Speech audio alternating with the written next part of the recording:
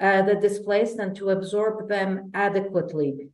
We have 54 schools that are schools that can be turned into shelters, meaning these are schools where we can very quickly place mobile toilets, mobile showers, give the displaced access to clean drinking water, desalinated water, and also access to food distribution and other items that are necessary for everyday survival, such as blankets, mattresses, or jerry cans. However, again, the 137,000 displaced into UNRWA schools are now in more than the 54 schools that are ready to receive them, and therefore we are extremely concerned about our ability as UNRWA to respond to these huge needs, both because of the ongoing situation, security, or also because UNRWA, even prior to this conflict, was already stretched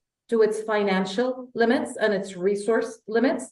We were already facing a huge underfunding situation that was jeopardizing our ability to maintain all our services. And as a reminder, our services include full-fledged schooling systems, health centers, social protection, food distribution. All of them were already at risk because of the underfunding. And now it is getting much, much worse because we do not have the adequate resources to be able to respond to the magnitude and the scale of this situation. For context, this recent and very heavy escalation of violence in Gaza, in the Gaza Strip, is believed to be the most intense of the previous 6 conflicts since 2008. Sadly, Gaza has witnessed all these conflicts and also a blockade that had completely crippled its economy and severely limited the access of people, of Gaza residents, to livelihoods. When we speak about Gaza residents, we are speaking about 2.2 million people who live on the Gaza Strip. 1.7 million of them are Palestine refugees that use UNRWA as a lifeline. They send their kids to our schools. 300,000 Palestine refugee children receive education in UNRWA schools. Right now, the schools are all closed, obviously, because of the ongoing situation. All of them use our primary health centers, and the majority of them rely on UNRWA for food distribution because the majority of them live under the poverty line. So an already very fragile situation on the Strip and a fragile situation of UNRWA are only being aggravated now by this conflict. I will leave it here, Alessandra, and I'm available for follow-up questions either here or in writing. I'll put my email in the chat box, and I am available to receive calls. Thanks. Thank you, Tamara. And yes, I see already quite a few questions, but we still have a few more colleagues that want to brief. And just sorry, as a housekeeping matter, please, the journalists who are connected, we have lots of journalists connected. Make sure you have stated your name and credentials and the name of your media, because we cannot keep you on the line otherwise. So let me go now. You've spoken a lot about schools, Tamara, and I go now to UNICEF for an update of the situation, on the situation of children. Alessandra, thank you. Good morning. Yeah, the ongoing surge of conflict-related violence continues to take a horrendous toll on the lives of children and their families in Israel and the state of Palestine. Nothing justifies the killing and maiming or the abduction of children. Any delay in bringing an end to the conflict is going to inevitably result in more devastating consequences for children. According to reports, hundreds of Israeli and Palestinian children have been killed and many more injured in the last 72 hours. The killing and maiming of children is a grave violation, and willful killing is a serious breach of international humanitarian law.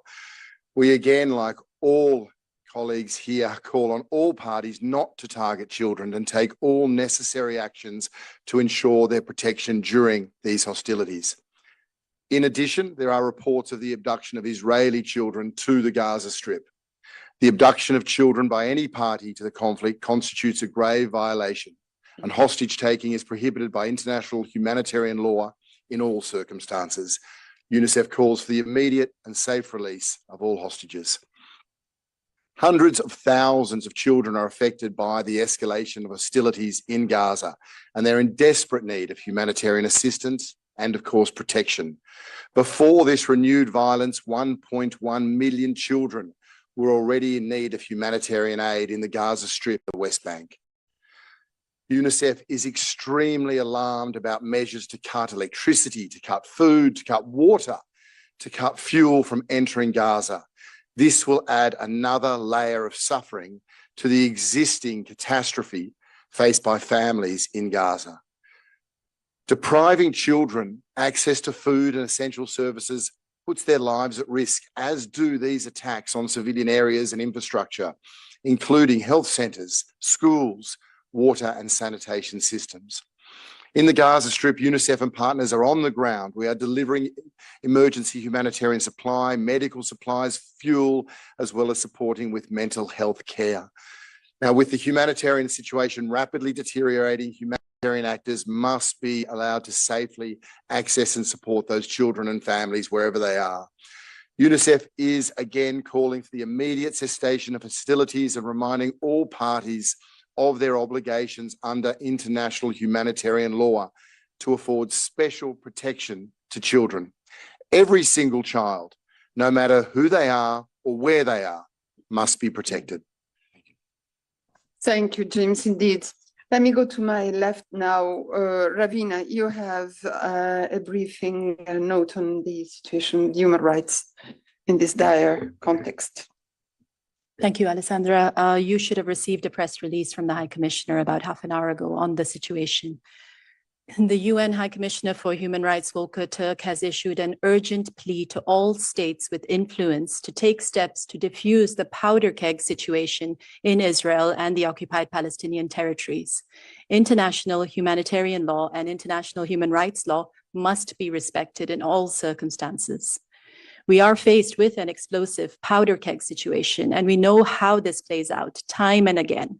The loss of Israeli and Palestinian lives and incalculable suffering inflicted on both communities. All parties must respect international humanitarian law.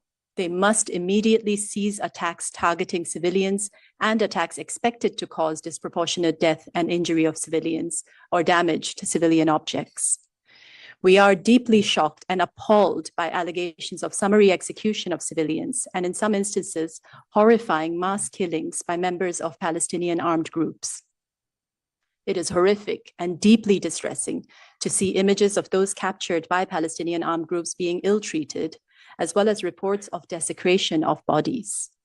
Civilians must never be used as bargaining chips. We call on Palestinian armed groups to immediately and unconditionally release all civilians who were captured. The taking of hostages is prohibited by international law. It is vitally important that everyone deprived of their liberty in the occupied Palestinian territory and Israel is treated humanely. People's dignity and lives must be respected. Information gathered by our office indicates that Israeli air operations have hit large residential towers in Gaza City and other residential buildings across Gaza, schools and premises of the UN Relief and Works Agency, UNRWA, as you've just heard, resulting in civilian casualties. International humanitarian law is clear. The obligation to take constant care to spare the civilian population and civilian objects remains applicable throughout the attacks. The principles of distinction and the prohibition of indiscriminate or disproportionate attacks are paramount. On the 9th of October, Israeli authorities ordered a full siege of Gaza, shutting off electricity, water, food, and fuel supplies. This risks seriously compounding the already dire human rights and humanitarian situation in Gaza, including the capacity of medical facilities to operate, especially in light of increasing number of injured people. The imposition of sieges that endanger the lives of civilians by depriving them of goods essential for their survival is prohibited under international humanitarian law. Any restriction on the movement of people and goods to implement a siege must be justified by military necessity, or it may amount to collective punishment. The High Commissioner also expresses deep concern at how hate speech and incitement to violence have surged since Saturday, fueling anti-Semitism and Islamophobia in the region and globally. We know from bitter experience that vengeance is not the answer, and ultimately innocent civilians are paying the price. The world cannot afford more polarization. We need to find solutions guided by the full respect for international humanitarian law and international human rights law. Indeed, thank you very much, Rabina. And then on your left, Tariq, the situation of the health facilities. Thank you very much, Alexandra, and hello to everyone. Just as my colleague said, the World Health Organization is also calling for an end to the violence. Health facilities, patients, health workers, and civilians in general have to be protected and safeguarded, as Dr. Tedros has said over the weekend. The humanitarian corridor is needed to reach people with critical medical supplies, and WHO will work with partners on this. In Gaza, WHO is providing support via supplies and previously delivered training of health workers and response planning. Unfortunately, the pre-positioned supplies, which were in 7 major hospitals in the Gaza Strip, have now been used up. Yesterday, these hospitals also activated the hospital emergency plans, prepared with support from WHO to better manage the surge of casualties. But with a number of casualties currently coming in, these hospitals are now running beyond their capacity. WHO is reprogramming $1 million to procure more urgently needed medical supplies from the local market to fill gaps in need. WHO continues to systematically monitor health attacks within the surveillance system for attacks on healthcare, as well as to document and report on health needs and restrictions on access to health services. The Gaza Emergency Operations Center, established through WHO support, has been also activated. We supported emergency preparedness capacity in Gaza previously with provision of medical equipment and supplies, with updating of emergency plans of 7 hospitals, and with training of 223 health workers on mass casualty management protocols. We also have been working in the past to establish 2 Gaza Strip national emergency medical teams, and we were working on renovating the free primary healthcare clinics to better manage casualties. I mentioned the attacks on health, so let me just give you the numbers that you also have in a latest OCHA CITRIP. As of 4 o'clock in the afternoon yesterday, 13 health attacks have been confirmed in the Gaza Strip since the beginning of the current escalation of the violence. This resulted in 6 health workers being killed, 4 health workers being injured, 9 ambulances affected, and 8 health facilities affected. The conflict is also affecting East Jerusalem and the West Bank, where 12 incidents have been documented since 7th October, mainly in the form of obstruction. When it comes to Israel, Israel is not currently part of this WHO monitoring system that I just mentioned. However, Israel's National Emergency Organization announced that 1 paramedic has been killed, and there is also information of an attack against the hospital in Ashkelon. And maybe just to finish, that today is a World Mental Health Day, and we can only imagine how mental health of people on both sides experiencing this violence has been impacted, and we should never forget that mental health of people in emergency settings should be also taken care of. Back to you, Alessandra. Thank you very much. Thank you, Tariq. And just before opening the floor to the many questions I'm seeing coming, just to remind you that yesterday we have distributed Secretary General, who gave a very strong statement on the situation and a call to see the end of the cycle of violences. I'll now start with questions in the room, and I start with Jeremy. I'll say who you are for Tamara's benefit. So Jeremy launched Radio France Internationale. Thank you, Alessandra. You mentioned cutting off of water to the Gaza Strip. I'd like to know exactly what is the UN stand on that. I know that in other circumstances, in other countries, UN officials have coined the depriving of water to civilian population a war crime. Could that amount to a war crime, cutting off the water to the Gaza Strip? First question. The second one will be more, do you have any contact of any sort with the authorities in the Gaza Strip? And that might be a question for ICRC. I don't know if someone is from the Red Cross is listening, but do you have contacts with Hamas regarding the hostage situation? Thank you. Okay, so I guess the first question is for Ravina, and then for the second, just go ahead, Ravina. I'll let you answer first. Sure. I'm not sure if Ocha might want to supplement as well, but I can certainly take this first. As the High Commissioner has flagged in the press release, the ordering of the full siege of Gaza, shutting off electricity, water, food, and fuel supplies, does risk seriously compounding the already dire humanitarian situation for the people of Gaza. Imposition of sieges that endangers the lives of civilians by depriving them of goods essential for their survival is prohibited under international humanitarian law. Any restrictions must be justified by military necessity, or they may amount to collective punishment, which is, of course, a violation of international humanitarian law. On your second point, I just wanted to say that the action of Mr. Wennesland is actually also focusing on the issue of working with different parties, including for the hostage crisis, as the spokesperson of the Secretary General said yesterday. But I don't know if any other colleague has anything on this. Contacts with the local authorities or the local de facto authorities? No, I don't see any hand up on this. So maybe I'll go now to the next question. I see Paula had a question, and then I go to Jamie. Yes. We have a problem with the mics, I'm told, so try not to be too close to the mic. Otherwise, we have any. Thank you.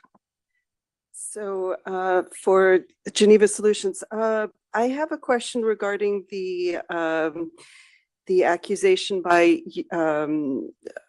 Israeli authorities that UN facilities are being used by Hamas to store ammunition and so forth. Just wanted to hear, perhaps this is a question for UNRWA. And then also just wanted to know from UNRWA as well as other agencies whether funding to Gaza has been affected by these events over the last few days. Tamara, you want to take this first?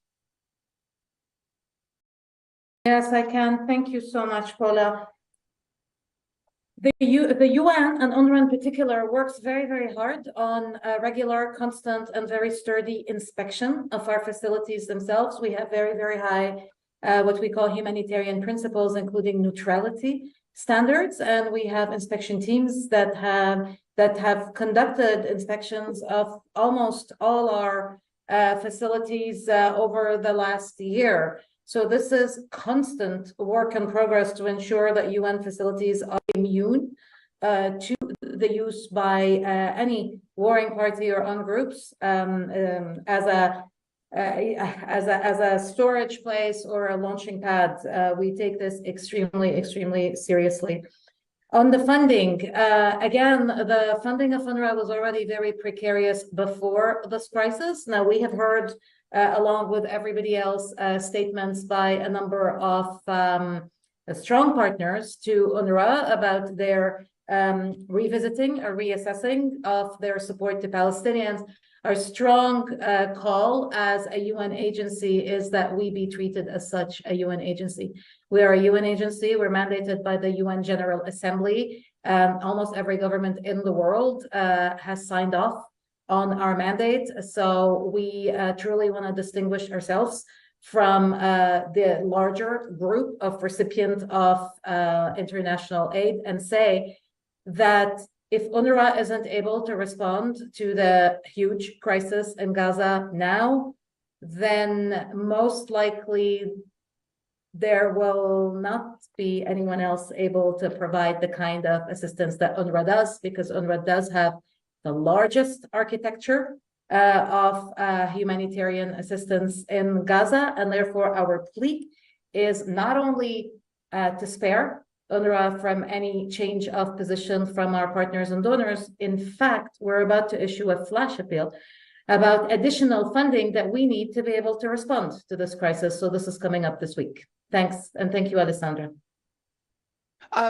Just saying to colleagues, whoever wants to intervene in answering, just show your hand, because I can't see everybody, also those who are connected. We have many colleagues who are connected to answer question on call. Jamie Keaton, Associated Press. Good morning. Thank you, Alessandra.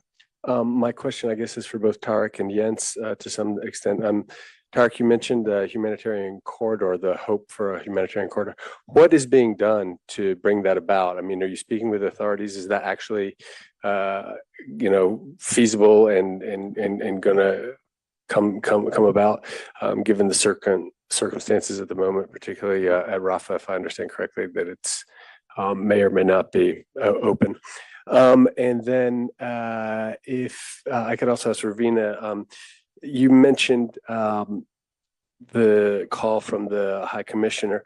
What contact has he had with either Israeli or Hamas authorities? If I understand it, the Secretary General Guterres had some contact with Israeli officials, if I'm not mistaken.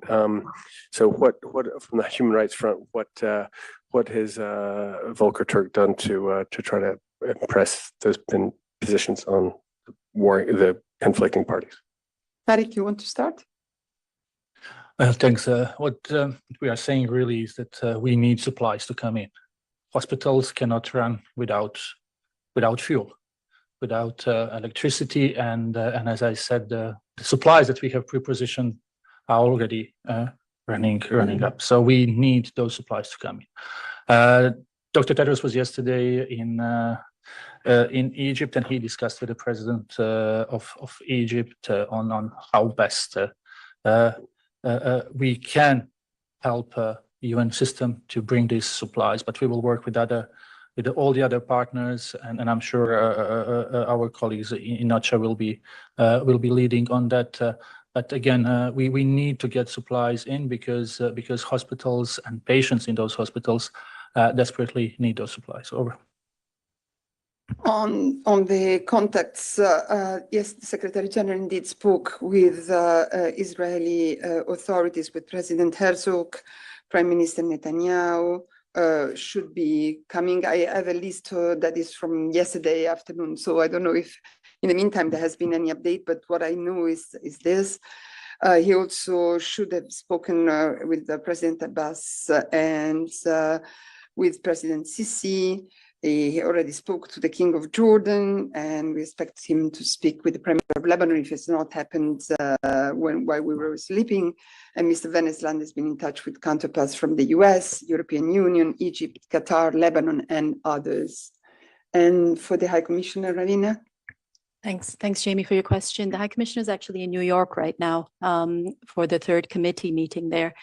So when the Secretary General referred yesterday to an extraordinary meeting with senior leaders, the High Commissioner was part of that meeting. So he has been feeding into, of course, the response to this situation.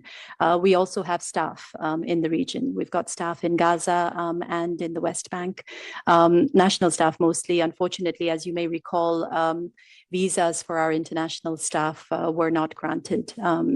And it's been several years that this has been the case. However, we have been in contact with authorities on both sides. I mean, we periodically come out with reports, press releases, our responses and concerns on different situations that have been evolving in the region. And we've been in close touch with the authorities, raising our concerns on these. Mohammed. Sorry, Anadolu Ansi. Thank you for taking my question. You can try not to be too close to the mic. There's an echo. Yes, it's better. Yeah. My question for Ravina. Following Hamas attack on Israel, Israeli Prime Minister Netanyahu said called the residents of blockaded Gaza Strip to leave the area. And he also said that they will turn the all areas where Hamas is located into rubble.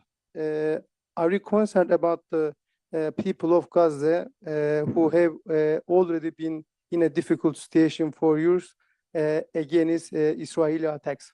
Thank you. Yes, indeed, Mohammed, the Secretary General expresses deep distress by yesterday's announcement from the Israeli about the siege. And yes, Ravina, maybe.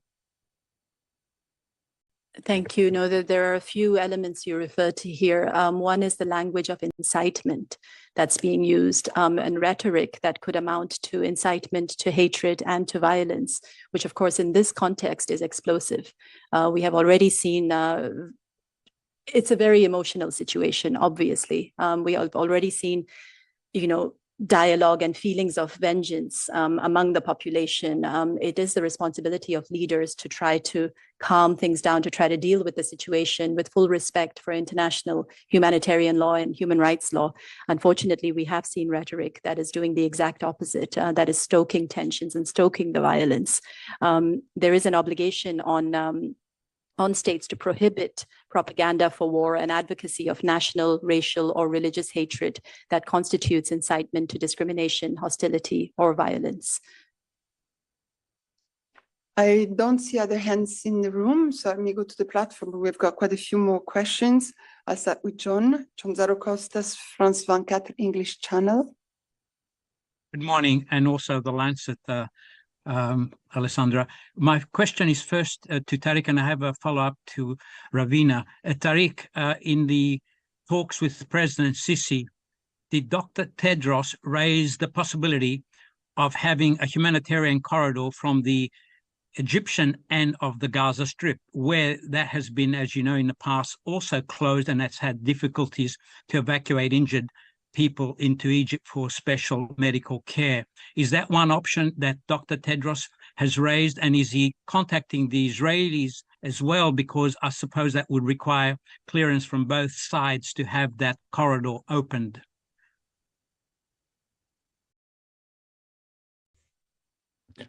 Thanks, John. As you know, Dr. Tedros was in Egypt for the certification of elimination of hepatitis C in Egypt, which is obviously a good news. And he used this opportunity to speak about the situation in occupied Palestinian territory and Israel. We as WHO, we will really work with all the partners to try to make sure that supplies can reach people in need, and that those who need health services will be provided health services. But again, it's too soon to say how exactly this will happen. But I think, as you have heard from other colleagues, we definitely will do everything we can from our side to make sure that health services are provided. John, you had also a question for Ravina, but I don't see your hand anymore. Can you unmute John, please? Yes. Hi, Ravina. Can you hear me now? Yes. Hi. And what you just referred earlier, measures to prevent inciting of anti-Semitism and Islamophobia. I was wondering if the High Commissioner has also any comments on the incitement to hatred before this current crisis. As Associated Press reported on October 6th, there was spitting of Christians and defacing of tombstones in a Christian cemetery in Jerusalem. Thanks, John. The High Commissioner has been clear in his condemnation of both anti-Semitism and of Islamophobia. This is how we got here. Language of incitement, language of hatred that has a real impact on the situation on the ground. Nothing justifies the violence that we're seeing today. However, as you do point out, there is a lot of terrible rhetoric and language of incitement that has brought us here today. Indeed. Emma Fart, Reuters. Thank you. One for Jens and one for Ravina, please. I was wondering if you could talk a little bit more about your projections for displacement going forward, how much of the population could be displaced, and anything about refugees, presumably not, because there's nowhere for them to go. And Ravina, could you just say clearly whether you consider the current situation in the Gaza Strip to already represent a siege? Thank you. Okay, let's start with Jens, but Tamara, if you also want to intervene, just let me know. Yes, thank you very much, Emma. I mean, we are on the morning of day 4 of this escalation, and we have seen 187,000 people displaced within a space of 3 days. UNRWA can talk about more about where they are now, because they're mostly in their schools. And thank God for that. There's a place for them to go to. But as long as this continues, the displacement will continue. I think that's without a doubt.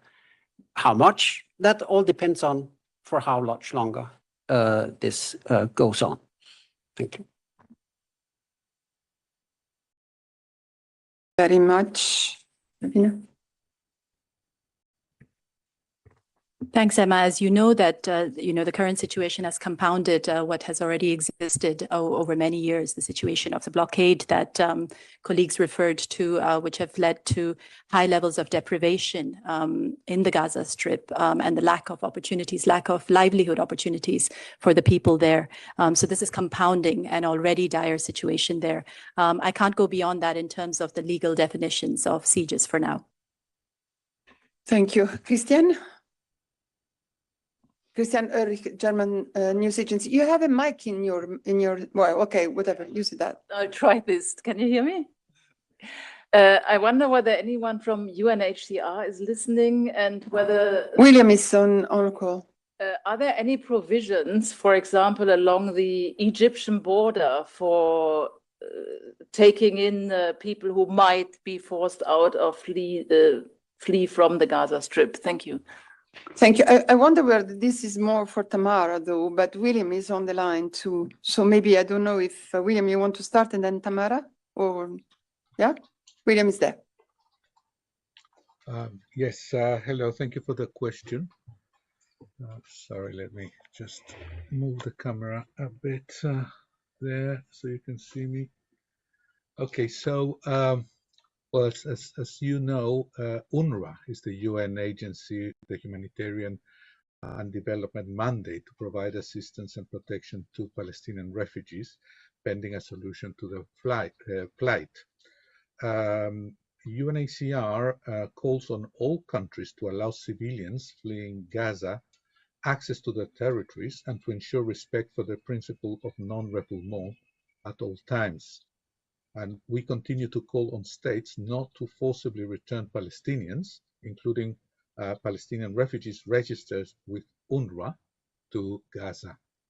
Thank you. Indeed, that's why I was mentioning maybe Tamara, if you can maybe say something about the situation in the Egyptian border. Is she still with us? I can't see her name. She's gone. Okay, so then we will have, I'm putting the contact details of Tamara in the chat. So if you have more questions for her. Okay, so let's go to Gabriela. Yes, thank you very much. I have some questions, if may I. I don't know, maybe for Ravina, how does humanitarian law apply in this case? Because is a state at war against a non-state army. So, in other words, is Hamas obliged to obey the Geneva Conventions? Also for UNRWA, but she's not there, I think, but I wanted to ask if you can put it on the chat or sending the question. What is the procedure to accept people at your shelters? I read some reports that people from Hamas are hiding there. I don't know if you have any information about this. Another question, please, I think for Ravina as well. Some of the people at the concert said that women were raped killed and taken to Gaza, and fighters showing their bodies as a trophy. This is horrendous, but I want to know if you have a reports on that as well. And the end for Tariq, are you worried about ill treatment of Palestinians fighters caught in Israel? I mean, wounded Palestinian fighters in Israel. Thank you so much.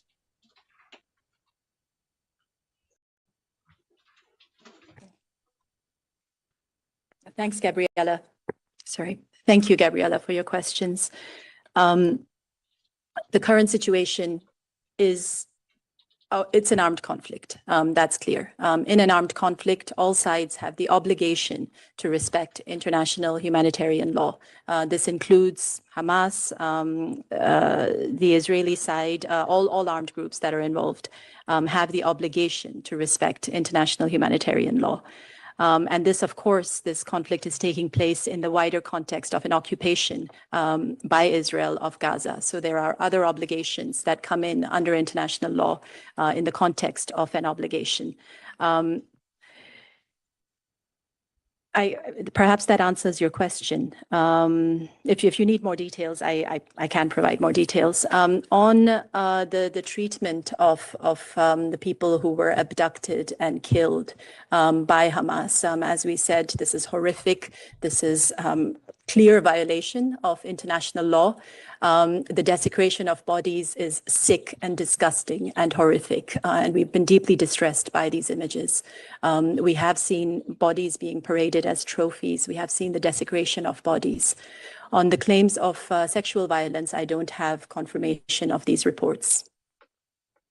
And I've been trying to catch our colleague from UNRWA. They are in a meeting, and so she says if there are specific questions to them, to use to contact them directly. I'll put the contact in the details in the chat.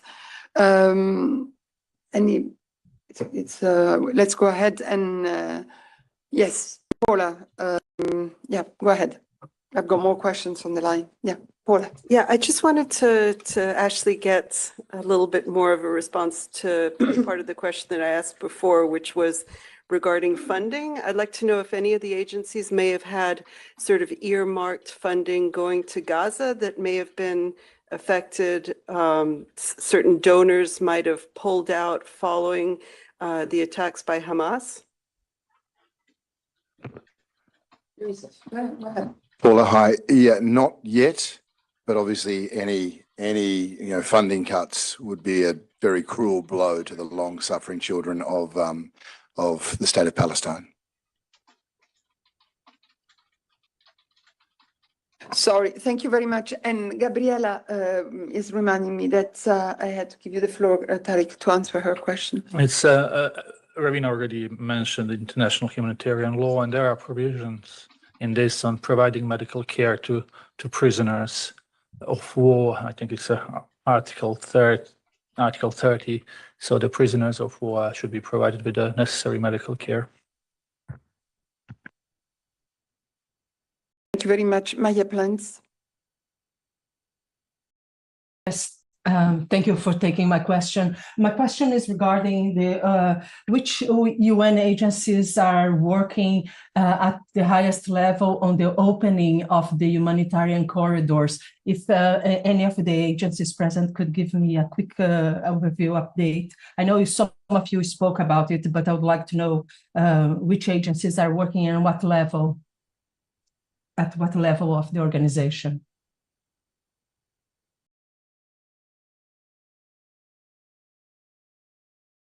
Look, I'm looking at my colleagues. I think that we are doing as much as possible in terms of getting contacts at the highest level, but also the working level, as the spokesperson of the Secretary General said yesterday, in order to try and make our help operational. UNRWA is on the spot, as you know, and we will, I think we will hear more about this contact as soon as information become available. I have tried to reach Tamara, but as I said, she is on a meeting. Maybe we will get a little bit more today from UNRWA. There are more questions. Sorry, I have a problem to look at my list. Sorry for this. I don't understand why it's okay. Now it's back. John, your hand is still up. I don't know if it's from before or you have a follow-up. No, I have a follow-up actually for Robert and Tariq. Robert, concerning the hostage taking, especially of children and also the elderly, has UNICEF got position specialists in trauma and psychosocial support to go in if the children are released through negotiations from third parties, given the shortage of such expertise on the ground in Gaza? And the same with Tariq, as you mentioned, it's today World Mental Health Day, not only psychosocial support for children, but many elderly Israelis that have been taken hostage.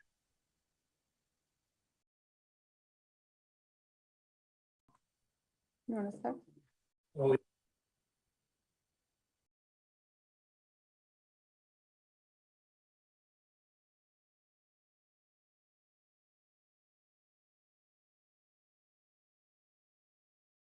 Must be today we are not very well organized. Too many people listening. You said for Tariq and for whom?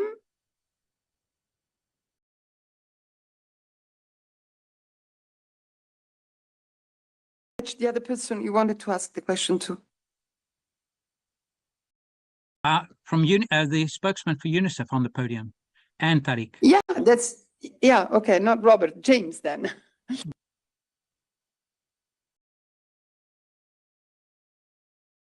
John, please then repeat your question for me, will you? I got a Robert, so go for it.